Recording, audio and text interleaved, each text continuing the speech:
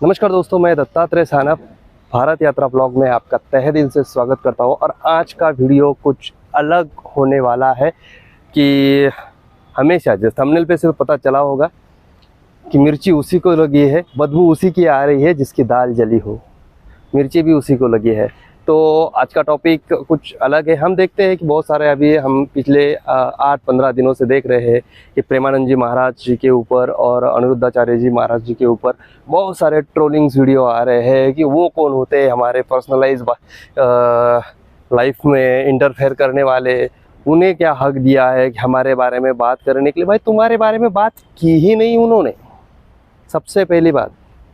और जिनको ऐसा लग रहा है, जो अभी कुछ शुरू है, नहीं बोलूँगा क्योंकि अगर वो बात कहूँगा तो वो सिर्फ एक जानवर के साथ को रिलेटेड होता है और मैं नहीं चाहता हूँ कि उस जानवर का वो अपमान हो जाए। लेकिन जो शुरू है वो आपको समझ में आ रहा होगा।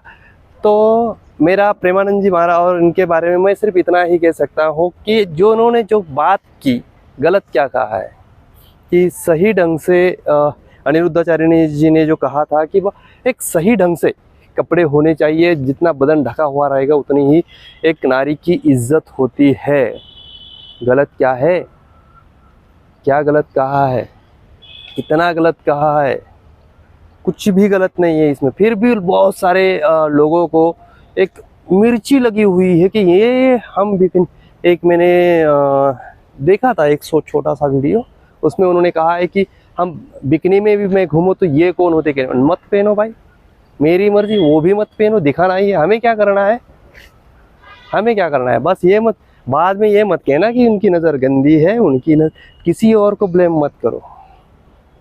वो देख रहे, इसलिए देख रहे हैं। वो देखने वाले भी नालायक हरामखोर है। मैं ये कह रहा हूँ कि वो नहीं, मैं ये नहीं कह रहा हूँ अगर वो कोई हवस की नज़र से या गंदी नज़र से देखता है, चाहे वो, मैं स्त्री पुरुष दोनों के बारे में बात कर रहा हूँ, जो गंदी नज़र से हवस से देखता है वो हरामखोर भी उतना ही गद्दार है और गंदा है। लेकिन सबसे महम होता है, दिखता वही है जो दिखाया जाता है। तुम दिखा रही हो इसीलिए दिख रहा है। तो फिर अगर दिखा होना ही नहीं है, अगर आपने नहीं दिखाओगे तो कौन देखेगा भाई? कौन देखेगा? समझ में कुछ आया?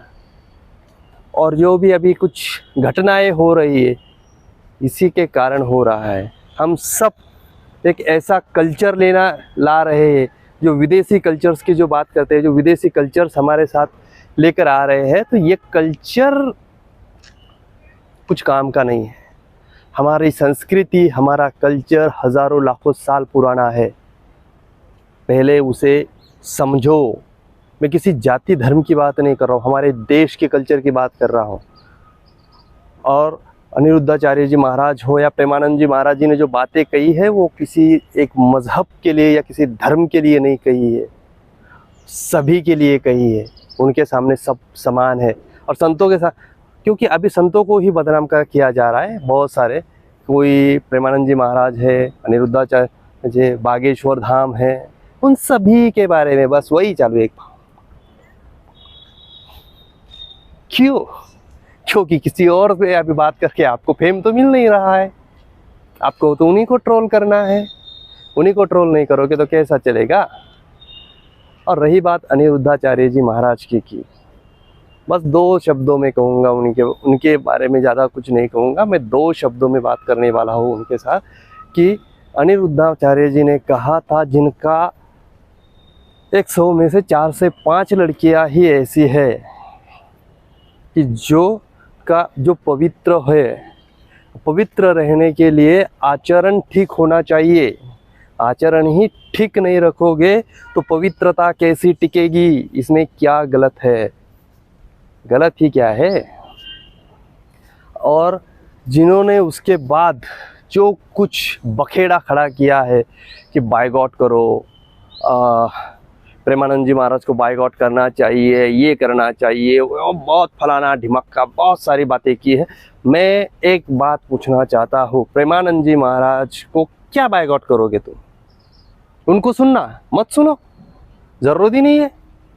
तुम जैसे 2-4 लोगों ने अगर नहीं सुना तो प्रेमानंद जी महाराज को कुछ फ़र्क ही नहीं पड़ने वाला। और ना भी सुना तो भी फ़र्क नहीं पड़ेगा। क्योंकि उन्होंने कोई दुकानदारी तो नहीं डाली है, सच्चाई बताने की हिम्मत रखते हैं, बस बोल दिए। दूसरी बात कि जो बातें उन्होंने बताई है उसमें गलत चीज़ें कितनी थी, मुझे तो कुछ नज़र नहीं आया भाई। आपको नज़र आ रहा है तो आपको क्यों मिर्च लग रही है? मिर्च क्यों? अगर सभी को तो मिर्च नहीं लग रही है, सब लोगों को तो मिर्च नहीं लग रही है, फिर आपको क्यों मिर्च लग रही है? कुछ गिने चुने को बायकॉट करना चाहिए क्या? प्रेमानंद जी महाराज जी ने सिर्फ आचरण ठीक रखने की बात की थी, ना उन्होंने उसमें कभी किसी को भला बुरा कहा है कि भाई ये आदमी गलत है, ये गलत है, कि इसके बारे में ये आदमी किसी का नाम लेकर नहीं कहा था, फिर भी मिर्ची लगी है। तो इसके लिए तुम जिम्मेदार हो, प्रेमानंद जी महाराज नहीं है। क्या प्रेमानंद जी महाराज जी ने कभी कहा है कि छोटे कपड़े मत पहनो, बड़े कपड़े पहनो? क्या कभी किसी प्रेमानंद जी महाराज जी ने ये कहा है कि शराब की दुकानें बंद होनी चाहिए, नॉनवेज की दुकानें बंद कर दो? कभी उनके मुंह से सुना है? नहीं है भाई। जिसको जो करना है वो करो, उनका कोई ये नहीं है। बस वो कहते हैं कि अपना आचरण ठीक रखो। आचरण ठीक रखोगे तो पवित्रता टिकेगी, और पवित्रता टिकेगी तो संस्कृति और आपकी इज्जत भी बढ़ेगी। टिकेगी या खटेगी की बात नहीं कर रहा हूँ, बढ़ेगी। कुछ समझो। और मैं इतना ही कहूँगा, अभी जो कुछ चल रहा है ना, तो उन्हीं को मतलब बदबू आ रही है, जैसा थंबनेल का बदबू उन्हीं को आती है जिनकी दाल में काला है। लेकिन यह दाल काली नहीं, बल्कि दाल ही जली हुई है, जली हुई दाल है। तो ये तो होने वाला है, बस इतना ही कहूँगा। अब प्रेमानंद जी महाराज के बारे में, जो भी साधु संतों के बारे में जो भी आप कह रहे हो, मैं इतना ही कहूँगा, आपके जैसे भाड़ में जाए, साधु संतों को कोई फ़र्क नहीं पड़ता।